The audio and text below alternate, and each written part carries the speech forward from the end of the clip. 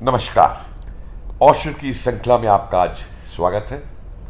कई दिन बाद आपसे मुलाकात हो रही है और आज मेरे साथ है अनुज धर। जाना पहचाना नाम है, मुझे कोई परिचय देने की जरूरत नहीं है। नेताजी के ऊपर, नेताजी के मृत्यु के रहस्य को लेकर के अनुज की 3 पुस्तकें आई। पहली पुस्तक 2005 में आई, from death to back from dead. दूसरी किताब आई इंडियाज बिगेस्ट कवर अप 2012 में। और तीसरी किताब अभी हाल ही में आई चंद्रचूड़ घोष के साथ मिलके, कनंड्रम। और लेकिन मैं इन किताबों पे चर्चा ना करके मैं कुछ और चीज पे चर्चा अनुज जी के साथ करना चाहता हूं। और वो चर्चा इसलिए करना चाहता हूं कि जैसे अनुज जी के अंदर या मेरे अंदर या और बहुत से हमारे साथियों में जिज्ञासा उत्पन्न हुई नेताजी के रहस्य को जानने की।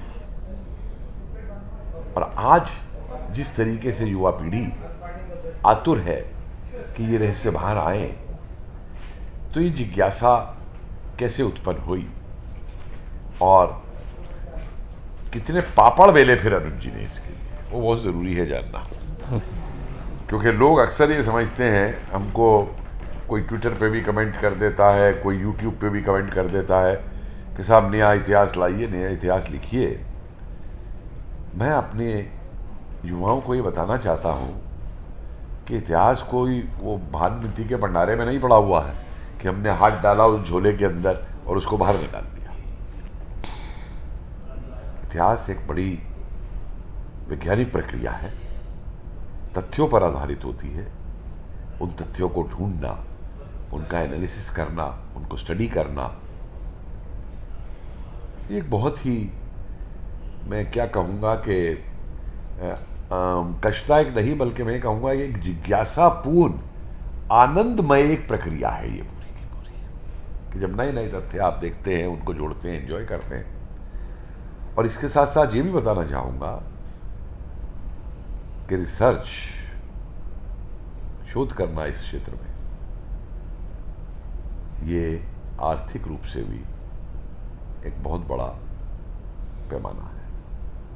क्योंकि जितना एक रिसर्चर इस पे खर्च करता है, और अनुज जी तो बताएंगे, मेरे को लगता है कि इन्होंने तो अपनी जो भी इनकी कोई सेविंग रही होगी या कुछ रही होगी, या जो कहीं जॉब किए होंगे, तनख्वाह मिलती होगी, इन्होंने तो सारी की सारी उसमें लगा दी, शोध के अंदर। और इसीलिए हम लोग बार बार ये अपील भी करते हैं कि जो लोग ऐसी इच्छा व्यक्त करते हैं कि उन्हें नई रिसर्च चाहिए, नई वो चाहिए, तो कम से कम ऐसे शोधकर्ता जो इस कार्य को कर रहे हैं, तो उनके कुछ बने हुए ट्रस्ट भी हैं या ऑर्गेनाइजेशंस भी हैं, कि लोग उनकी मदद भी करें, चाहे 100 रुपये की मदद करें, लेकिन एक ऐसा इतिहास नया लाने के अंदर।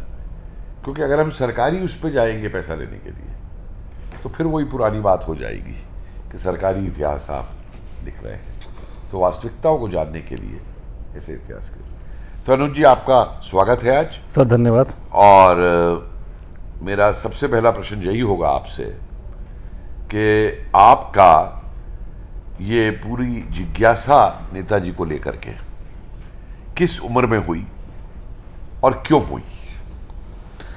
सर अभी सर आपने पापड़ बेलने की बात बोली, और पापड़ मैंने 20 साल में काफ़ी बेले हैं। नहीं, कई तरीके के पापड़, और मैंने आप लोग मिर्चों वाले भी बेले हैं, बिल्कुल, और चावल के पापड़ भी बेले हैं, और दाल के पापड़ भी बेले हैं, मैं जानता हूं। और आज का समय, हम जिस दौर में आपकी मेरी बातचीत हो रही है, ये पापड़ बिकते हैं, चाहे वो यूट्यूब के माध्यम से, किताब के माध्यम से। और चूँकि आज एक बहुत बड़ा ऑडियंस इस देश में, विदेश में, खासकर जो यंग ऑडियंस है वो जागृत हो गया है, और वो सुभाष बोस को लेकर के कोई भी चीज़ आप निकालते हैं, किताब या वीडियो, तो वो लोग देखते हैं। लेकिन जब 20 साल या 22 साल पहले जब मैंने शुरुआत की थी, तो ऐसे कुछ यहाँ पे नहीं था, कुछ ऑडियंस नहीं थी।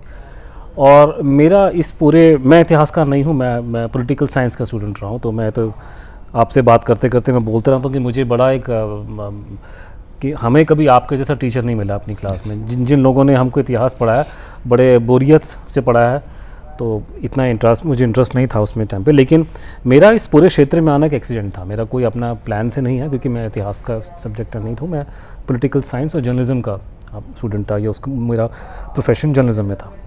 हुआ ये था कि मेरा एक छोटा सा कनेक्शन, आपने मुझसे पूछा कि नेताजी को लेके मेरे को जिज्ञासा कब हुई है।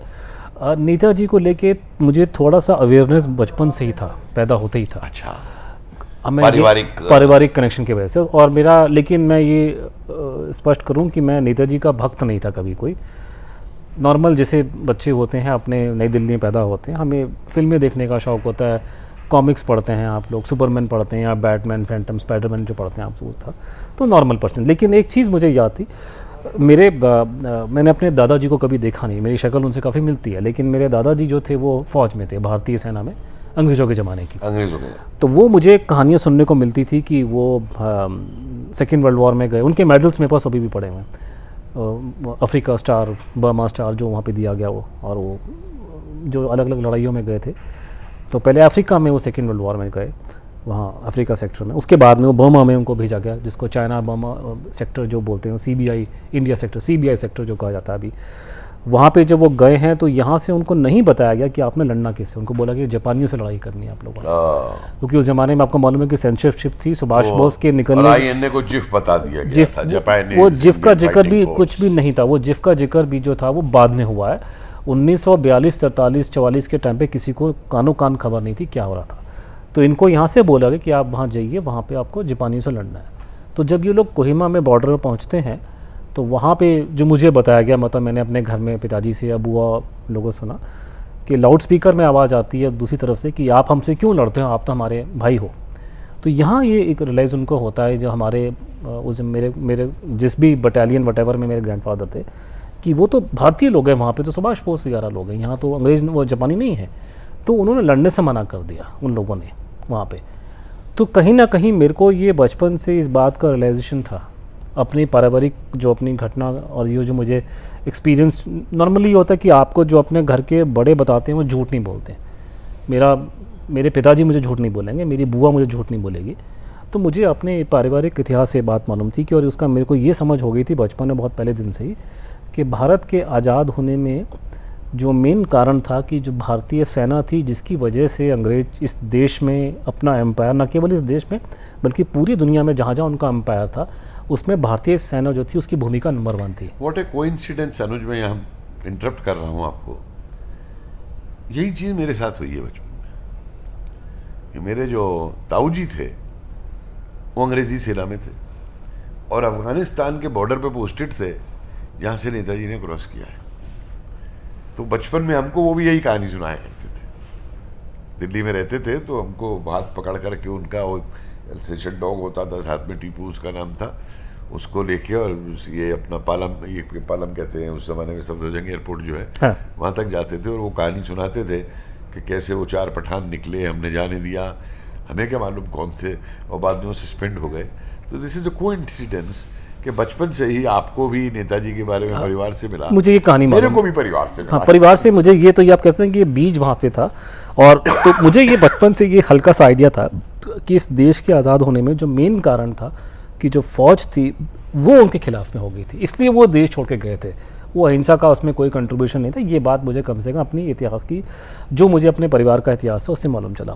लेकिन जैसा कि मैंने आपको बोला कि मैं कोई नेताजी का भक्त नहीं था। हाँ, लेकिन ये होता है कि उस नॉर्मल जैसे होता है कि हर घरों में जिज्ञासा होती है। नॉर्मली आप जब मिडिल क्लास में बड़े होते हैं तो आपके लिए चाहे भगत सिंह हो, राणा प्रताप हो, शिवाजी महाराज हो, भगत सिंह हो, चंद्रशेखर आज़ाद हो, सुभाष बोस हो, आप जनरली इनका नाम लेते हैं और उनके बारे में उनकी मतलब एक आपके उनके दिमाग हमारे एक छवि अच्छी उनके कि ये लोग देश के लिए लड़ाई लड़े हैं, और तो एक अच्छा लगता है।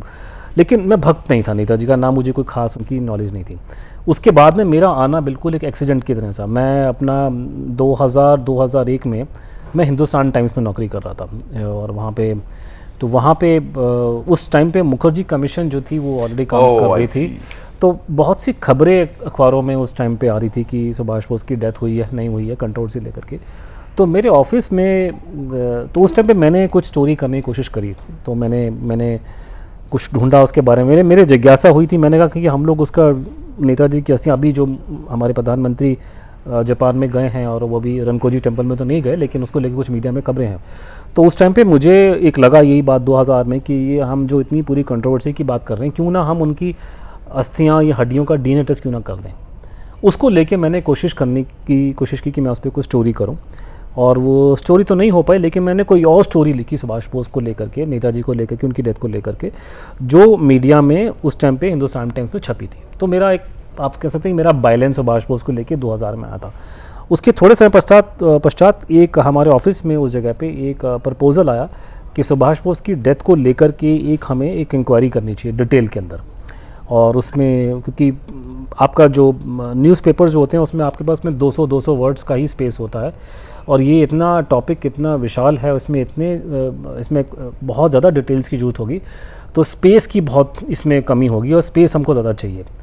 तो इसके लिए आप इंटरनेट का मीडियम जो सन 2000-2001 में एकदम से नया आप कह सकते हैं भारत में नया आया था sir. No, I'm listening to you. That's why I'm thinking of it. कि उस 2001 में जो इंटरनेट नया भारत में आया था, और उसका एडवांटेज ये हुआ था कि उसमें आप एंडलेस फोटोग्राफ डाल सकते हैं, उसमें एंडलेस आप कंटेंट डाल सकते हैं, क्योंकि प्रिंट में प्रॉब्लम थी कि आपको 200 वर्ड्स और एक फ़ोटो के अलावा कुछ डाल सकते। तो मेरे ऑफिस के लोगों ने सोचा कि क्यों ना इस पर डिटेल में इंक्वायरी की जाए सुभाष बोस की डेथ के ऊपर।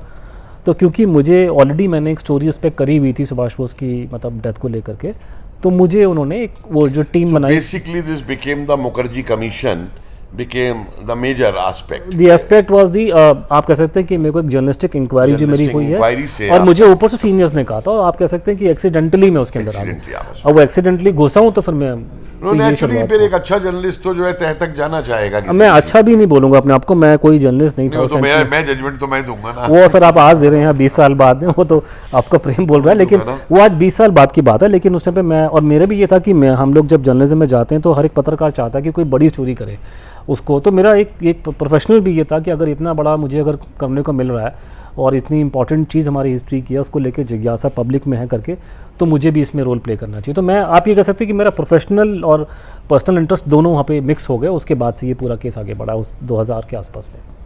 तो ये शुरुआत मेरी हुई है। तो मेरा आना इस पूरे केस में एक्सीडेंटल था, ये कोई मेरा कोई अपनी ऐसी कोई खास चीज़ नहीं थी, एक्सीडेंटल मेरा केस में आना हुआ है। तो इसमें जब इन्वेस्टिगेटिव एस्पेक्ट किया आपने एज ए जर्नलिस्ट, बिल्कुल, तो हम एज ए हिस्टोरियन करते हैं, पर मैं समझता हूँ कि जर्नलिज्म और हिस्टोरियन के जो मेथोडोलॉजी और जो इन्वेस्टिगेटिंग मेथड्स होते हैं उनमें काफ़ी एक समानता होती है। सर उसमें काफ़ी समानता है। तो आपको पहले तो ये आपको देखना पड़ेगा कि आपका सोर्स कितना रिलायबल है, नंबर 1। नंबर 2, ऑब्वियसली हम लोग भी ऑफिशियल रिकॉर्ड्स देखते हैं, कंटेम्प्रेरी रिकॉर्ड्स देखते हैं। अगर मान लीजिए कि मुझे कुतुब मीनार पे स्टडी करनी है, तो मैं बशर्ते, बिल्कुल मैं, किसी ने किताब लिखी है कुतुब मीनार पे बहुत अच्छी सन 2005 में, मैं वो पढ़ूंगा।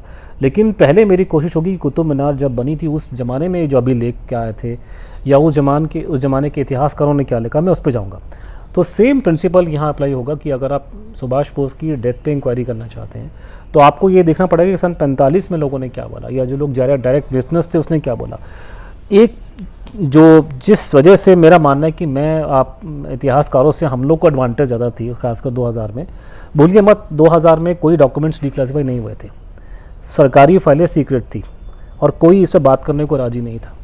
तो हम लोग को इसमें ये था कि क्योंकि हम लोग, हमारा फील्ड ऐसा है कि हम लोग अंदर की बात को बाहर निकाल सकते हैं, तो वो मैंने कोशिश करी। और बहुत से ऐसे डॉक्यूमेंट्स जो पब्लिक डोमेन में नहीं थे, जो आज के ज़माने में पब्लिक डोमेन में है, 2016 में मैंने वो डॉक्यूमेंट उस टाइम पे एक्सेस करे, और ऐसा बहुत सा हमने अपना इन्फॉर्मेशन निकाल करके अपनी पूरी कहानी जो है पूरी की पूरी उसमें अपने रिसर्च में यूज़ करी।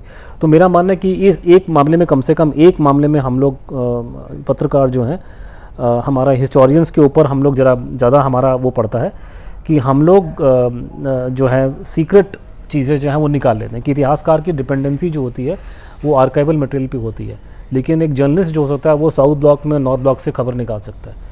और क्योंकि नेताजी का पूरा मुद्दा सीक्रेट था, अभी भी बहुत मायने में सीक्रेट है, लेकिन कम से कम ऑफ द रिकॉर्ड बहुत कुछ मिलता है जर्नलिज्म में, ऑफ द रिकॉर्ड निकल सकता है। मैंने पूरी, फॉर एग्जांपल हबीबुर रहमान की पूरी टेस्टिमनी जो है वो अभी पब्लिक हुई है 2016 में, लेकिन हबीबुर रहमान की पूरी टेस्टिमनी को मैंने 2005 में किताब में यूज़ किया हुआ है। जो रिकॉर्ड पब्लिक में मैं आज भी देख रहा हूँ कि पूरी टेस्टिमनी में देखना चाहता हूँ जो ओरिजिनल दी है, वो ओरिजिनल क्योंकि कोट्स तो मिल जाती हैं पूरी लेकिन ओरिजिनल टेक्स्ट नहीं मिलता टेस्टिमनी अब मिल गई, जो अभी मोदी जी ने जो गवर्नमेंट फाइल्स पब्लिक करी हैं उसमें आ गई है। लेकिन वो मैंने उसका एक्सेस मैंने आज से बहुत साल पहले, क्योंकि जर्नलिज्म अच्छा, में ये उसी advantage को होता लेके है। कुछ लोग ये चाह रहे हैं कि प्रूव करना कि फिर दोबारा से कि वो प्लेन क्रैश हुआ था। नहीं, उसमें प्रॉब्लम ये आती है कि अगर आप उस टेस्टिमनी को लेके आधार बनाएंगे तो उसमें बहुत प्रॉब्लम्स आ रही हैं। नहीं, उस टेस्टिमनी तो प्रॉब्लम है ही उस है प्रॉब्लम उसके उसके अगर आप उस टेस्टिमनी को अलग अलग लोगों से मैच करेंगे तो प्रॉब्लम्स आ रही हैं। नहीं, वो तो पूरी प्रॉब्लम है ही उसके अंदर है। नो वन एटलीस्ट हाँ। मैं उस टेस्टिमनी को बिल्कुल बिलीव नहीं करता हूँ, जितनी मैंने पढ़ी है वो सर अगर आप मिली है उस स्टोरी को, अगर आप उसको स्टैंड अलोन देखेंगे तो बहुत क्रेडिबल नजर आएगी। क्यों एक पाकिस्तान गवर्नमेंट का ऑफिसर आके भारत में झूठ बोलेगा सन 56 में? स्टैंड अलोन की बात नहीं है ना, उसमें आप देखिए ना जो एहसान कादिर का स्टेटमेंट्स हैं हाँ। कि इसने सलीमगढ़ में क्या बताया, जो कर्नल महबूब के स्टेटमेंट्स है सलीमगढ़ में क्या बताया, वही है। और फिर आप लोगों ने एग्जामिन किया है कि ब्रिटिश इंटेलिजेंस क्या कह रही है, अमेरिकन इंटेलिजेंस क्या कह रही है, फ्रेंच इंटेलिजेंस क्या कह रही है, ये सब फैक्ट्स तो मुझे उस पर जाने की जरूरत नहीं है। हबीबुर रहमान की खुद की जो स्टेटमेंट्स हैं, जो उसने खुद में राइटिंग में उसने लिख कर की थी एकदम से प्लेन क्रैश के बाद में, उसके 1 महीने बाद में वो क्या बोलता है, उसके बाद में उसकी इंटेलिजेंस की रिपोर्ट्स क्या बोलती हैं इंटरोगेशन की, अगर आप वही मैच करेंगे, और ये बड़ा अजीब सा उसमें निकल के आ रहा है कि जब जब हबीबुर रहमान ने सुभाष बोस के बारे में मुंह खोला है उसने हमेशा कोई नई बात बोली है। ये मैंने नोट किया हर टेस्टिमनी में, क्योंकि उन्होंने टेस्टिमनी बहुत लोगों को दी है। नहीं, वो तो देखा ना, वो जो एहसान कादिर ने लिखा है, एहसान कादिर ने लिखा कुछ और बात कही, वहां कहता है कि मैं तो उनके साथ था ही नहीं जब उनकी डेथ हुई, दूसरे वार्ड में था, मैं भागा उनके वार्ड की तरफ, हाँ। जापानियों ने मुझे कोई सुई चुभो दी, मैं बेहोश हो गया, 5 दिन तक मुझे मालूम ही नहीं। दूसरी अंग्रेजों को जो टेस्टिमनी दी है उसमें कह रहा है मैं वहां पे क्रिमेशन में भी मौजूद था, मेरी बाहों में उन्होंने अपना प्राण त्यागे। बिल्कुल। और उसमें उसी में आप कंपेयर करेंगे एहसान कादिर का, अगर लोग बोलें कि उनको नहीं मालूम था, शरियार खान जो पाकिस्तान के फॉरेन सेक्रेटरी थे, वो एक ज़माने में हबीबुर रहमान के जूनियर हुआ करते थे। तो उन्होंने शरियार खान को जो स्टेटमेंट दी है, शरियार खान ने अपनी किताब में लगाई है, अब वो स्टेटमेंट इस स्टेटमेंट से मैच नहीं कर रही है। तो प्रॉब्लम है कि इतनी बड़ी घटना घटी और उसमें इतना, तो उसमें तो कम से कम डेटा तो कम से कम चेंज नहीं होना चाहिए। तो ऐसे ऐसे मतलब ये हुआ, और इस तरह से हम लोगों ने बहुत से तथ्य निकाले। और वो जो टीम जिसने हिंदुस्तान टाइम्स में ये इन्वेस्टिगेशन की, हम लोगों ने 2001 में, सर आप समझ सकते हैं कि मीडिया, जैसे आप तो अब मीडिया में हर जगह आप छाए हुए हैं, कि मीडिया वाले आपसे सवाल पूछेंगे, मुझसे सवाल पूछेंगे और दोनों को दिखा देंगे। हम लोगों ने जो इंक्वायरी हिंदुस्तान टाइम्स ने की थी, हम लोगों ने ये नहीं किया। हम लोगों ने सबसे बात करके हमने कंक्लूजन ड्रॉ करे, और हम लोगों ने पहली बार हिंदुस्तान टाइम्स के नाम पे, उनके बिहाफ पे इन्वेस्टिगेशन करके बोला कि प्लेन क्रैश की घटना जो है वो, उस पर नेताजी की डेथ जो है वो नहीं हुई है।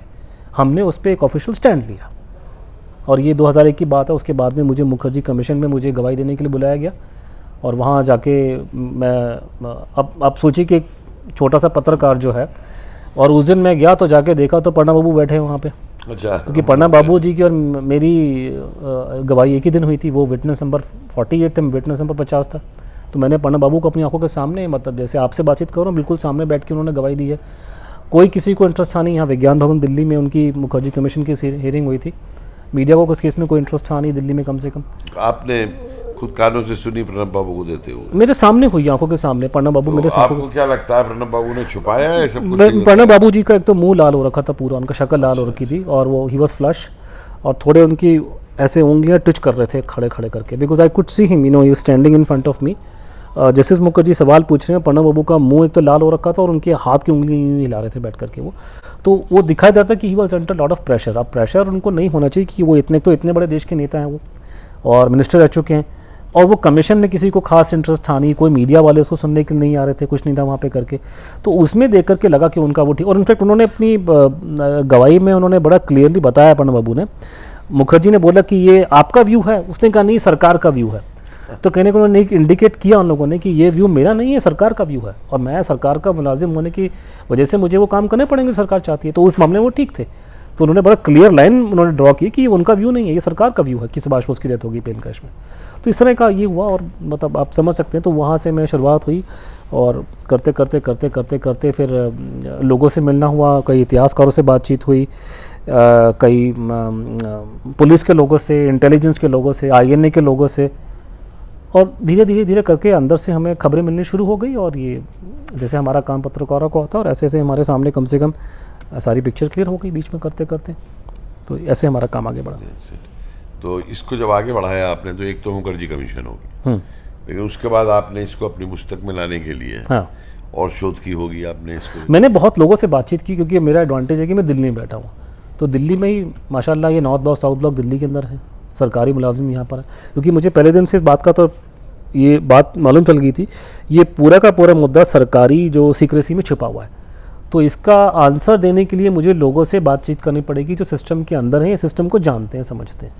तो यहीं दिल्ली में IIC में जाते थे, यहाँ लोगों से बातचीत करते थे, काफ़ी लोगों से, सरकारी अफसरों से बात करते थे, इंटेलिजेंस के लोगों से बातचीत की और लोगों से बातचीत की। तो एक पूरा खांचा मेरे सामने काफ़ी क्लियर हो गया। और उसी खांचे को मतलब और जो जो मुझे इनपुट मिले हैं 2020 के और 21 के आसपास के, वही इनपुट जो है उसी का जो कंक्लूजन निकला है, वो कंक्लूजन मेरा आज तक सेम है। मेरा कंक्लूजन वही जो मेरे को उस टाइम पे निकला था कि जो मैं कह सकता हूँ कि जो मुझे सोर्सेस ने खबर दी गवर्नमेंट के अंदर, मैं उस पर आज भी कायम हूँ कि जो मैंने डिडक्शन अपने निकाले हैं वो मेरे डिडक्शन सेम है। एक्चुअली मैं थोड़ा हैरान होता हूँ इस बात पे कि जो IB के ऑफिसर्स, जो CID के ऑफिसर्स, जिन लोगों ने इससे रिलेटेड केसों पे और इन पे नेताजी के केस पे काम भी किया है, ये लोग ऐसी कॉन्स्टिट्यूंसी से गवर्नड है कि उस काम को बाहर नहीं बताएंगे या उन्होंने देखा नहीं है उस काम को। ये उनकी एक तो ट्रेनिंग होती है कि वो उनका काम कि जैसे आप इतिहासकार हैं, मैं पत्रकार रह चुका हूँ, हमारी फितरत ये है कि हम पब्लिक को बताएंगे हर चीज़ों को। इनका जो DNA होता है इंटेलिजेंस वालों का, वो हमसे उल्टा होता है, वो सारी चीज़ों को छुपाने के लिए काम करते हैं। हमारी फितरत उल्टी कि हम लोग बताने के लिए काम करेंगे, वो छुपाने की बात करेंगे। उनका तो आलम ये है कि वो अगर कोई ऑफिस में काम भी करेंगे तो अपनी माँ को नहीं बताएंगे घर में कि मैंने क्या काम किया वहाँ पे, तो अब दूसरे की बात छोड़िए। लेकिन ये क्या दूसरा है कि और गवर्नमेंट का भी होता है कि ऑफिशियल सीक्रेट्स एक्ट का भी इशू है करके, और बीच में सरकार उनको पिनलाइज कर सकती है, पेंशन रोक सकती है, 50 तरीके हैं सरकार को। अगर कोई, अब तो खैर मेरे ख्याल से रूल हो गया कि अभी जो बीच में कुछ किताबें आई हैं रॉ के अफसर ने लिखी है, सरकार ने बोल दिया कि आप किताब पहले हमारे इंटेलिजेंस के गवर्नमेंट के लोग पहले गवर्नमेंट को सबमिट करेंगे मैन्युस्क्रिप्ट।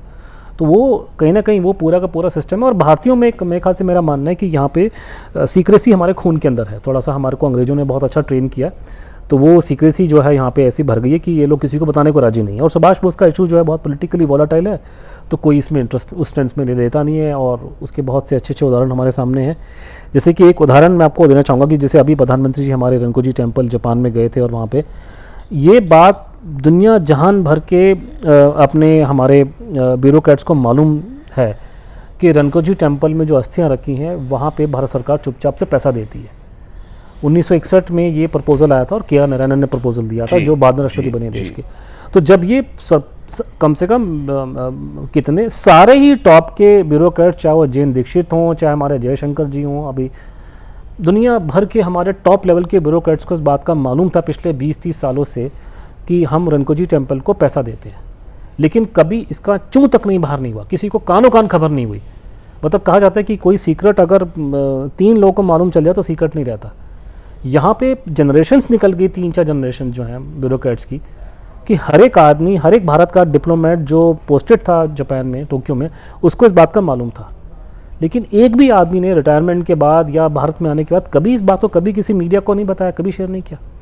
क्योंकि इतनी ज़बरदस्त ट्रेनिंग, मतलब मेरे को लगता है कि कोई यूनिवर्सिटी में कोर्स होना चाहिए कि भारत के लोग और खासकर हमारी जो ब्यूरोक्रेसी है वो सीक्रेट रखने में इतनी माहिर कैसे ये लोग। जबकि तो ये अपने आप में बड़ा अच्छा टॉपिक है कि क्यों सीक्रेसी यहाँ इतनी ज़्यादा होती है, क्यों मेंटेन करते हैं, और जबकि ये आपके सामने है ये पूरी चीज़ें।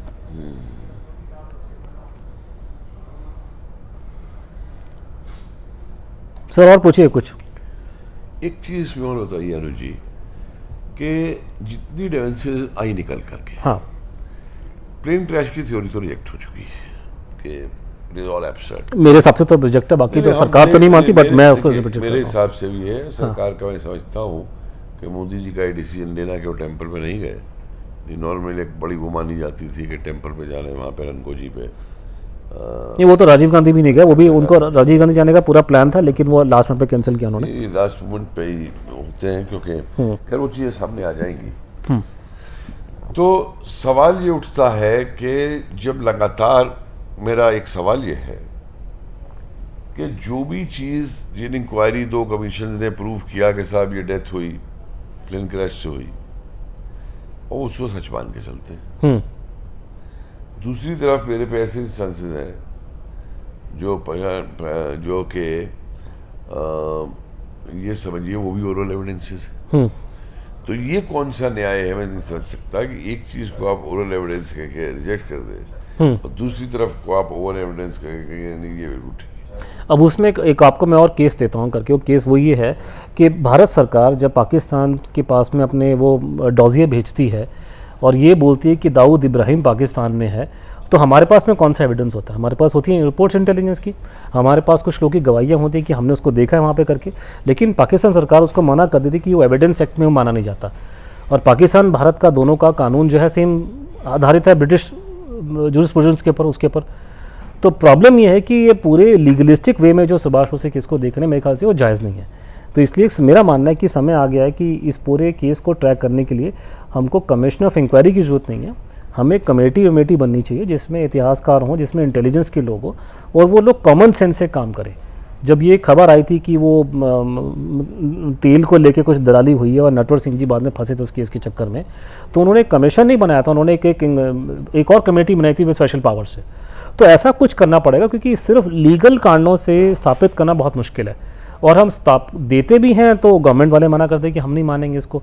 कहीं ना कहीं पब्लिक या सरकार के लोग अपने बिलीफ को लेके चल रहे हैं, एविडेंस बहुत सारे हैं लेकिन वो नहीं मानेंगे तो हम आपस में क्या कर सकते हैं। तो ये इस तरह का एक बड़ा वो है, और इसी कारण से ये पूरा केस स्टोरी जो है अभी बहुत लंबी चौड़ी करते करते करते मेरा मानना है कि जो केस पिछले 50 साल पहले सॉल्व हो जाना चाहिए था, आज हम लोग 2022 में बैठ के इसका डिस्कशन कर रहे हैं। जबकि डेफिनेटली इसमें एक चीज़ तो आई है, हाँ, कि जो पहले दबा दिया गया था, हाँ, और वो इंटरेस्ट सामने उभर करके आया, वो इंटरेस्ट आया, हमने वो करा, वो सब शोध उसके ऊपर ज़्यादा होनी शुरू शोध हो रहा है, लोगों में इंटरेस्ट पैदा हो गया, वो सब हो गया, लेकिन लेकिन अभी बहुत कुछ इसमें रह गया जो हमें करना चाहिए।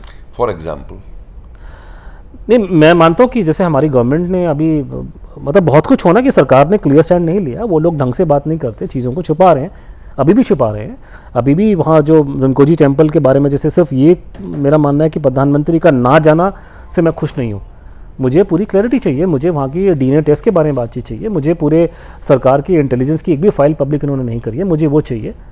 और मुझे एक स्टेटमेंट चाहिए उन लोगों से कि तुम लोग दाऊद इब्राहिम की बारे में तुम लोग जब रिपोर्ट्स को मानते हो इंटेलिजेंस की, तो सुभाष बोस के बारे में क्यों नहीं मानते उन रिपोर्ट्स को? आप ये दोगले बातें क्यों कर रहे हो हर जगह पे?